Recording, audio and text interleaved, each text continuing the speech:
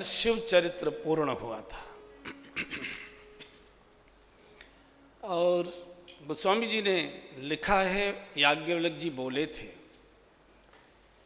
कि चरित सिंधु गिरिजा रमन वेदन पावहि पार बरनई तुलसीदास किम अति मतिमंद गंवार। ये गोस्वामी जी की विनम्रता है।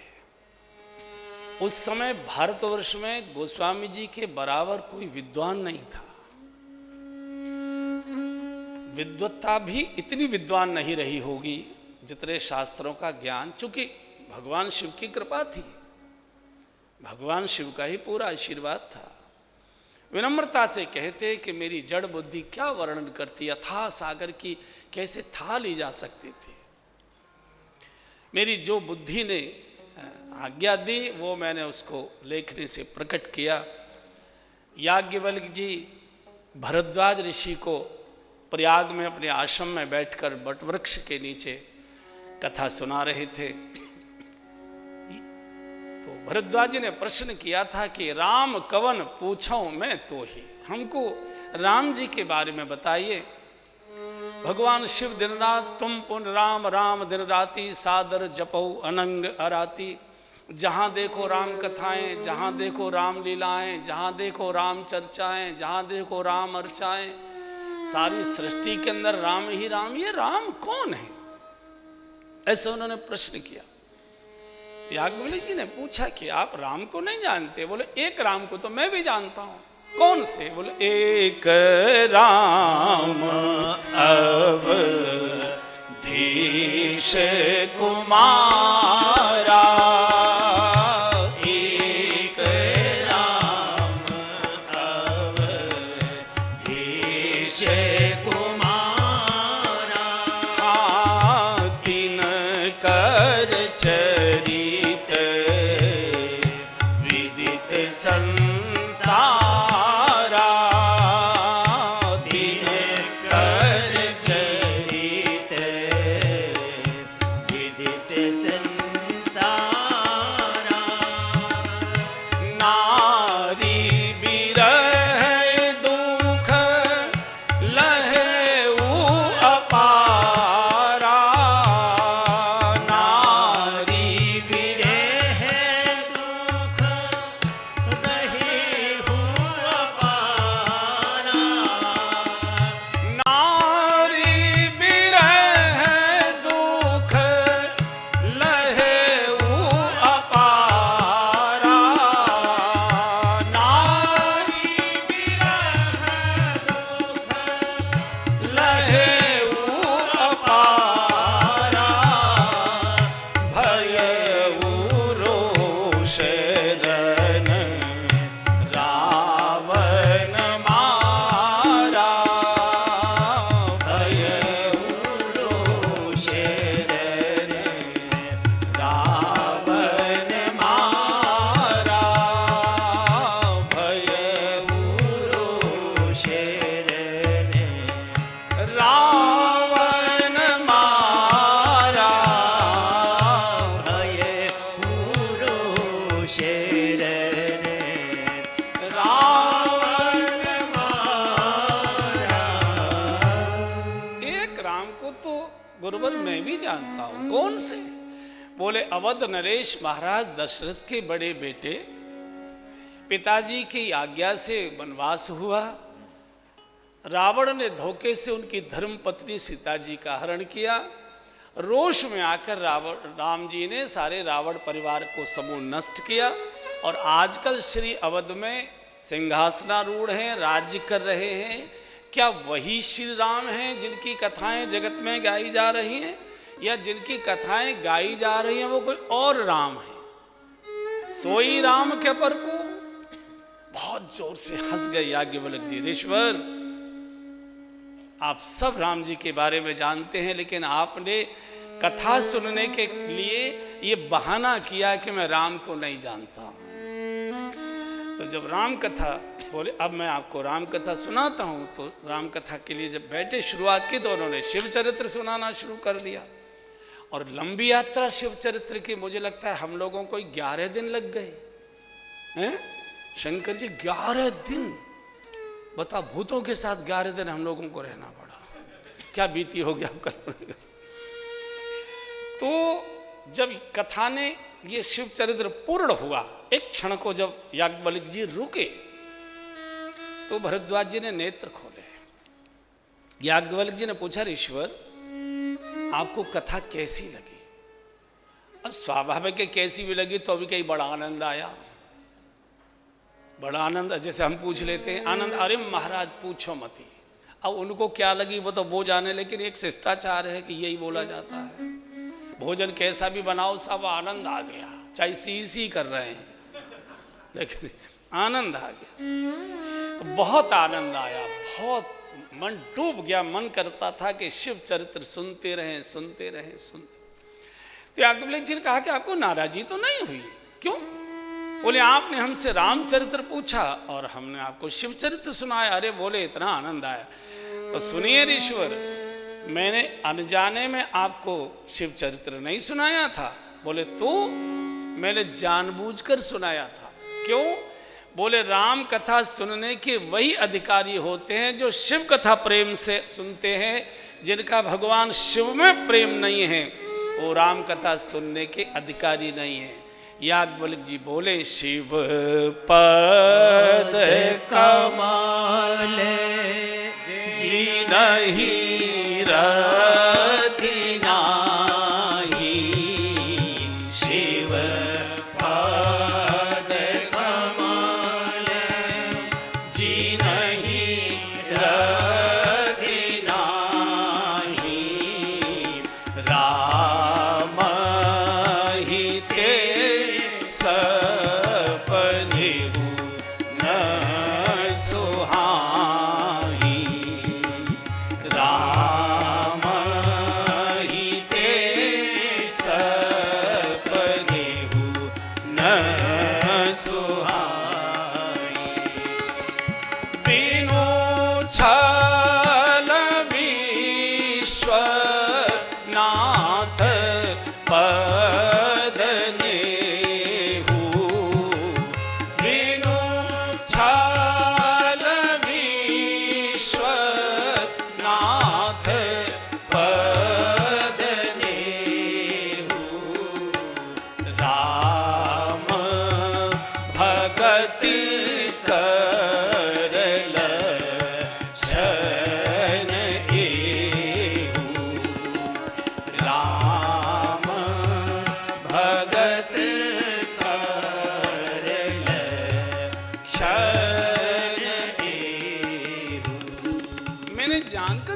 शिवपद कमल जनय रत्नाई। राम जी को वो स्वप्न में भी नहीं सुहाते, जागृत की तो बात छोड़ दीजिए। जिनका भगवान शिव के चरणों में समर्पण स्नेह नहीं है, राम को उनका नाम भी नहीं सुहाता है। इसलिए मैंने जब देख लिया कि शिव के प्रति आपके मन में कितनी श्रद्धा समर्पण है, आप श्री राम कथा सुनने के अधिकारी हैं, बैठिए अब सावधानी से। याज्ञवल्क्य जी अब राम कथा कहने के लिए सावधान। कथा के शुभारंभ में कोई ना कोई बड़े लोग आते हैं ना उद्घाटन में। तो आज गाजियाबाद का ग्रुप है, सब बड़े लोग तो हैं, बहुत थे। उद्घाटन हुआ, राम कथा की शुरुआत। याज्ञवल्क्य जी ने कहा, ऋषिवर चलिए मानसिक रूप से कैलाश का दर्शन करें, जहाँ भगवान शिव का नित्य निवास है। बड़ी सुंदर चौपाई, परम रम, एक बार गाई, परम रम्य गिरिवर कैलासु, परम रम्य गिरिवर, सब गाइए, कैलासु परम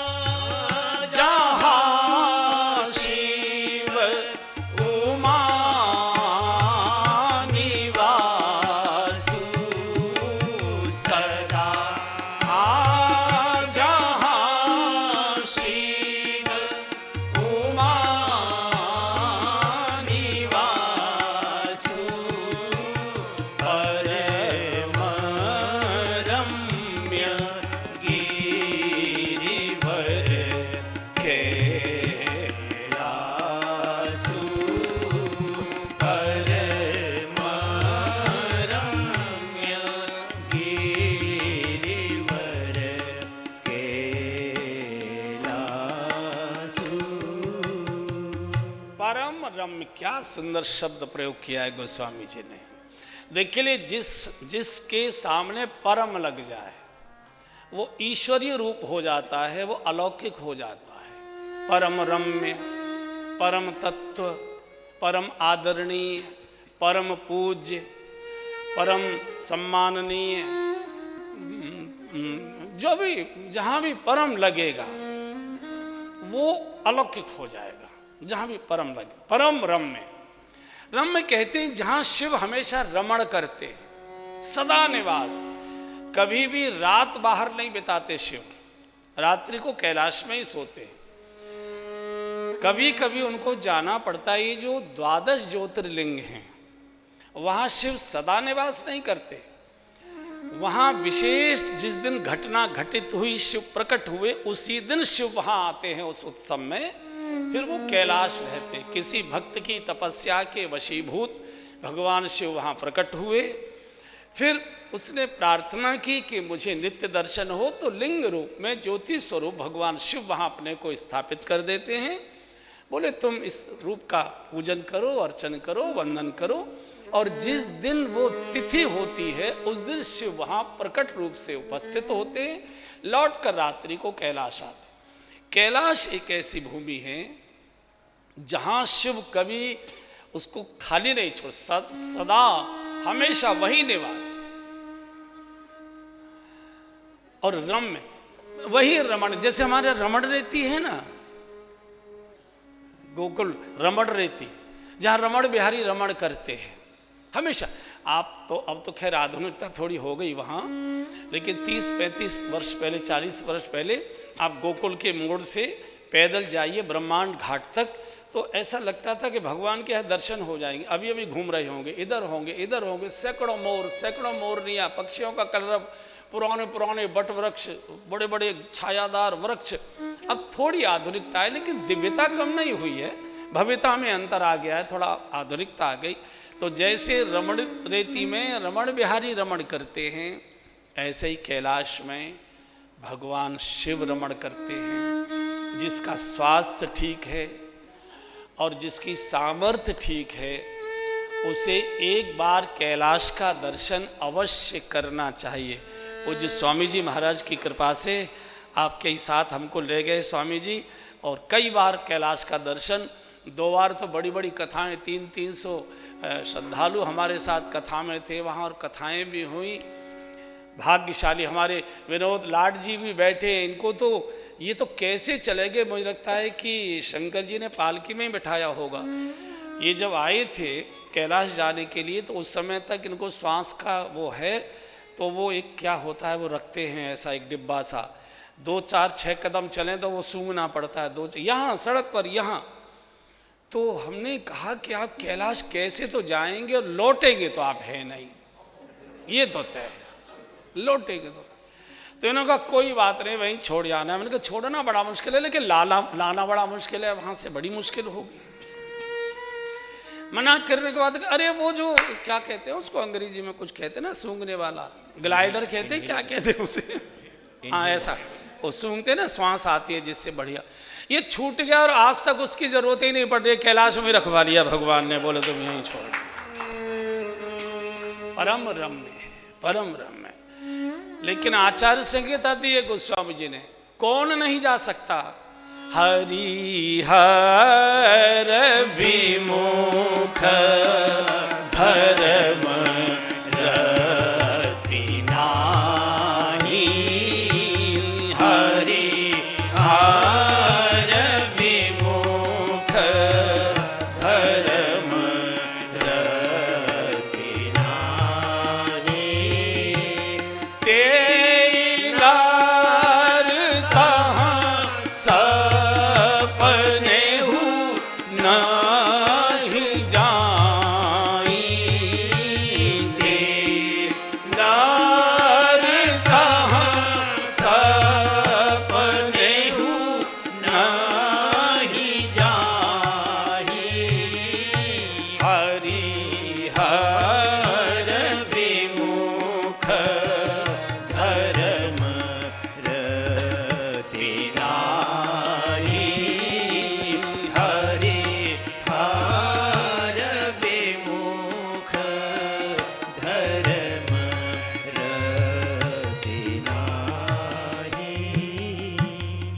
भगवान विष्णु और भगवान शिव के भक्त नहीं हैं, धर्म में जिनकी रति नहीं है, सेवा में परोपकार में जिनका भाव नहीं है, वो तो स्वप्न में भी, जागृत की तो बात छोड़ दीजिए, स्वप्न में भी नहीं जा सकते। कोई जोर जबरदस्ती जाता है, शंकर जी के गण इतनी ठुकाई करते हैं उनकी, हमने देखा है, पिटाई बहुत करते हैं। जो चले गए शौक में, चलो घूम आते हैं, ये है वो है, ऐसी मरम्मत होती है कि पूछिए मत।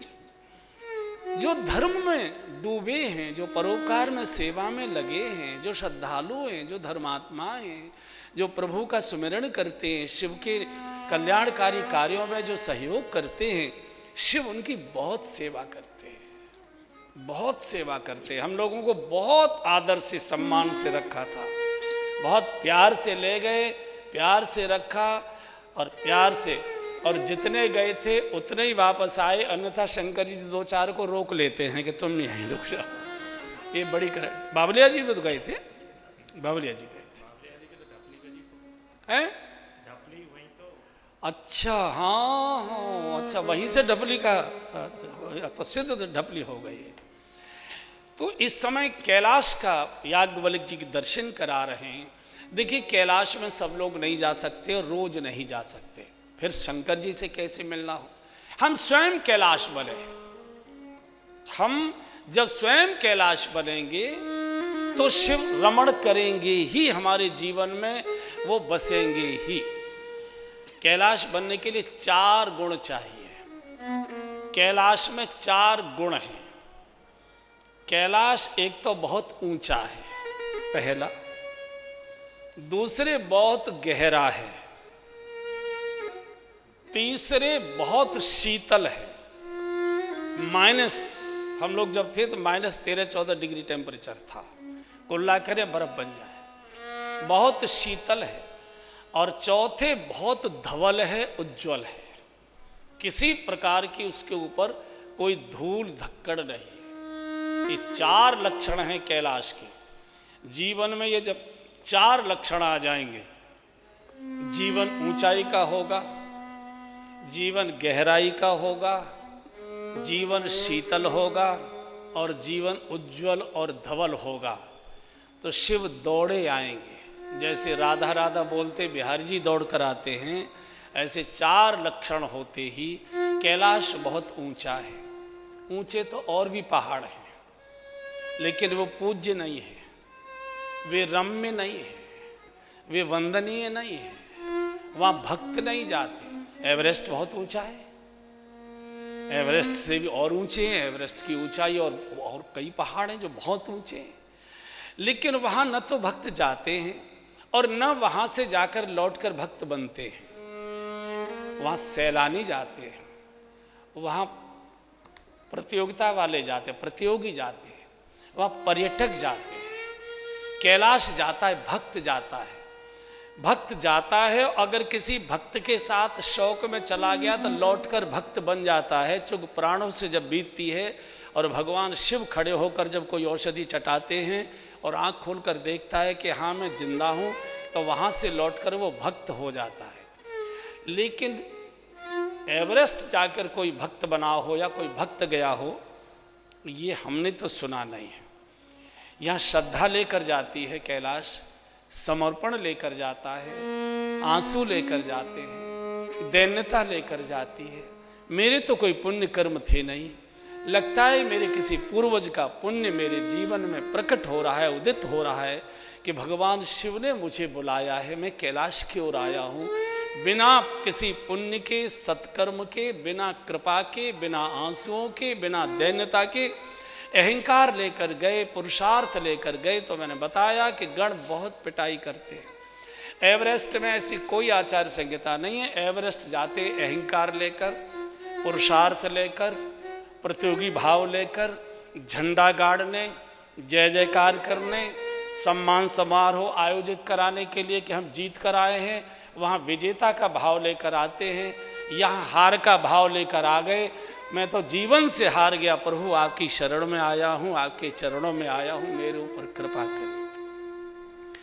तो ऊंचे तो बहुत लोग होते हैं, ऊंचे तो बहुत लोग होते हैं लेकिन रम्य नहीं होते। जीवन में ऊंचाई चाहिए, विचारों की ऊंचाई चाहिए, सोच की ऊंचाई चाहिए, आचरण की ऊंचाई चाहिए, व्यवहार की ऊंचाई चाहिए, चिंतन की ऊंचाई चाहिए, चेतना की ऊंचाई चाहिए, शुभ कर्मों की ऊंचाई चाहिए। कंपटीशन हो तो शुभ करने का हो, प्रतियोगिता हो तो शुभ करने की हो, आगे बढ़ने की इच्छा हो तो शुभ से आगे बढ़ने की इच्छा हो। ये कैलाश बनने की, जिसको शिव पसंद करते हैं, अपने लिए रमण करने का विहार स्थल बनाते हैं, ऐसे मनुष्य के हृदय में भगवान शिव आकर वास करते हैं। पहला, बहुत लोग ऊंचे होते हैं योग्यता से, विद्वत्ता से, पद से, प्रतिष्ठा से, पैसे से, लेकिन शीतल नहीं होते, शीतल नहीं होते। अहंकार की ऊर्जा हर समय धधकाती है। उनकी इच्छा के विरुद्ध कुछ भी हुआ तो एकदम ललकारते हैं, उबलते हैं। तो ऊंचा होकर शीतल रहना ये बहुत बड़ी बात होती है। योग्यता कम हो लेकिन आप शीतल स्वभाव के हैं, सौम्य स्वभाव के हैं, तो आपके आकर्षण अलग प्रकार के होंगे। लोग न चाहने के बाद भी बहानों से आपसे मिलना पसंद करेंगे। और आप शीतल, अरे यार किसके पीछे, कहाँ जा रहे, मूड और बिगड़ जाएगा, रहने दो, होगा बड़ा आदमी होगा, अपने बड़ा पद होगा, हमारा क्या लेना देना। व्यक्ति गली बदलता है। तो ऊंचाई के साथ दूसरा सर्वोत्तम गुण है जो हमको कैलाश बनाता है, वो है शीतलता। जरा जरा सी बात पर जो उबलता है। मैं एक कहानी पढ़ रहा था, एक सज्जन के पास एक हीरा था, और हीरे बिल्कुल हीरा जैसा ही उसके पास एक कांच का टुकड़ा था, बिल्कुल हूबहू। वो कई राजाओं के दरबार में गया उन दोनों को लेकर, और उसने कहा कि मेरे पास एक हीरा है, एक कांच का टुकड़ा है। आज तक कोई बता नहीं पाया। जो इनको ये बता देगा, चूंकि राजा ही लोग हीरा वगैरह रखते थे, बड़े लोगों की चीज़ थी, तो जो इसको परीक्षण करके बता देगा हाथ में लेकर, तो मैं उसको हीरा भेंट कर जाऊंगा। अगर नहीं बता पाए तो हीरा के बराबर संपत्ति ले जाऊंगा। तो वो कई राजाओं की संपत्तियां ले आया। एक बार गाजियाबाद के आसपास आ गया वो, वहां भी हीरे वाले बहुत रहते हैं। तो कोई बड़े रहे होंगे, पहुंच गया उनके दरबार में। उसने यही कहा कि मैं देश भर में भ्रमण कर रहा हूँ अपने हीरे की पहचान के लिए, मेरे पास हीरा भी है और बिल्कुल वैसा का वैसा कांच है। आप में से अगर पहचान लेंगे हीरा है तो मैं छोड़ जाऊंगा, नहीं है तो मैं आपकी ये इतनी संपत्ति हीरे की कीमत के बराबर ले लूँगा। सब आपस में देखने लगे उनके दरबारी लोग, जो भी स्टेट के मालिक रहे होंगे, राजा रहे होंगे। बड़ी मुश्किल, चक चक चक चक, क्या कर, डर भी लग रहा है, मानो नहीं हुआ तो संपत्ति भी जाएगी। तो चक चक हो रही थी। इतने में एक अंधा व्यक्ति अपनी फरियाद लेकर राजा के दरबार में पहुंच गया। दिखाई तो उसे देता नहीं था, अपना कागज लेकर, तो कुछ चक चक चक चक हो रही थी। उसने पूछा कि चक चक काहे की हो रही है। बोले कोई सज्जन आए हैं और उनके पास हीरा है, कांच है, और उसकी पहचान कराने के लिए आए हैं, और कह रहे हैं कि पहचान लेगा तो हम छोड़ देंगे, नहीं तो इसकी संपत्ति जाएगी। अब राजा के सामने बड़ी संकट कि पूरे के पूरे दरबारी लोग अयोग्य मान लिए जाएंगे अगर नहीं पहचाने, और नहीं पहचाना तो संपत्ति भी चली जाएगी। बड़ी मुश्किल हो गई। तो ये अब चक चक इसी बात की हो रही है कि इनसे पिंड कैसे छुड़ाया जाए। तो इन्होंने कहा कि आप मुझे अवसर दे सकते हैं, एक बार मुझे देखने दीजिए। बोले आपको तो दिखाई देता नहीं है। बोले कोई बात नहीं, पहचान लेंगे, हम कोई पढ़े लिखे तो है नहीं, देख लेंगे।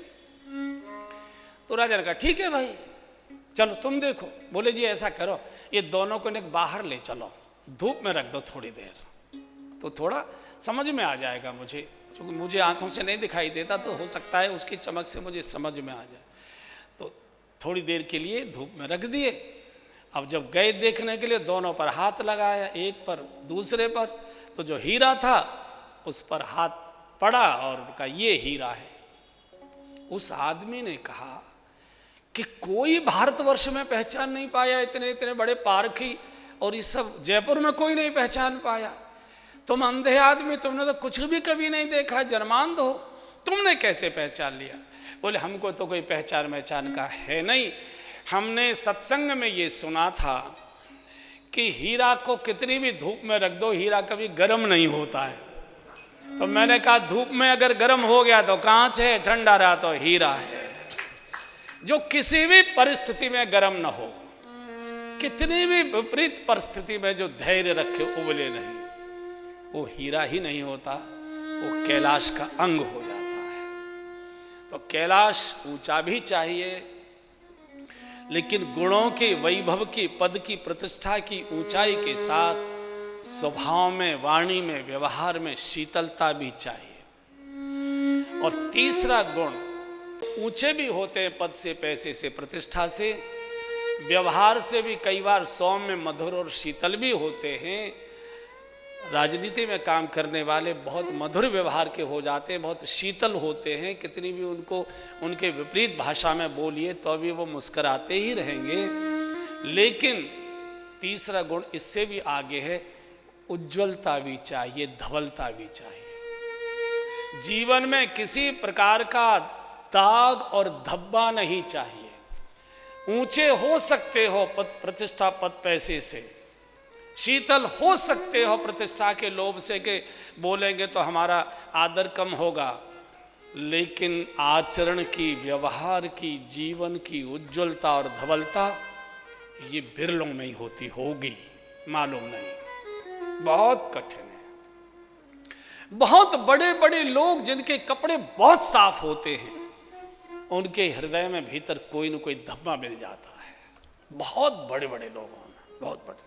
जय राखे रघुवीर, भगवान जिसको बचाए धुलाए वही, बाकी बहुत कठिन।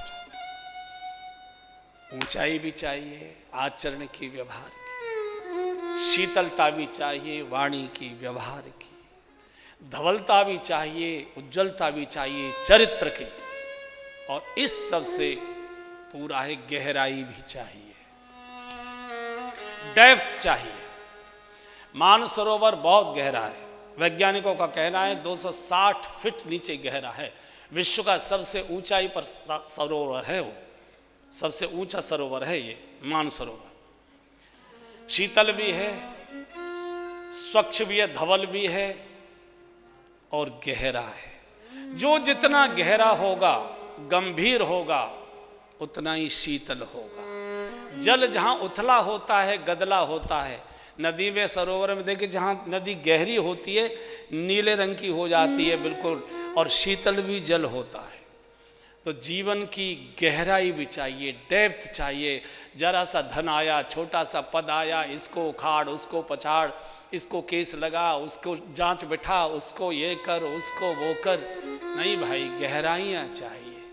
गहरे होंगे तो शीतल बने रहेंगे, निर्बल बने रहेंगे।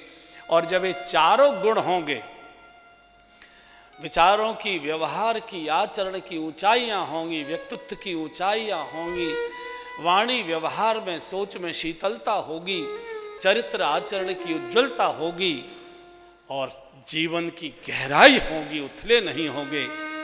उस गहराई में से भक्ति की गंगा प्रकट होती है। राम भगति जहाँ सुर सरिधारा, राम भगति जहाँ सुर सरिधारा। फिर गाइए, राम भगति जहाँ सुर सरिधारा,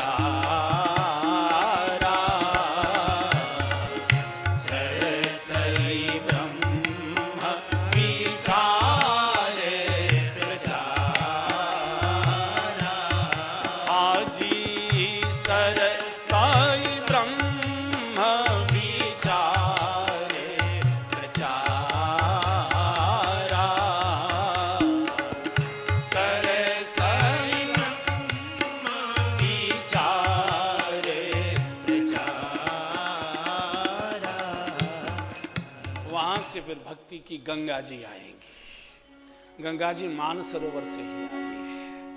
भगवान शिव के मन से ही आई है वो, उनकी ऊंचाई से, उनकी शीतलता से, उनकी उज्ज्वलता धवलता से और उनके हृदय की गहराई से फिर भक्ति की गंगा प्रकट होती है। फिर गाली गलौज के अहंकार के गदले नाले नहीं आते।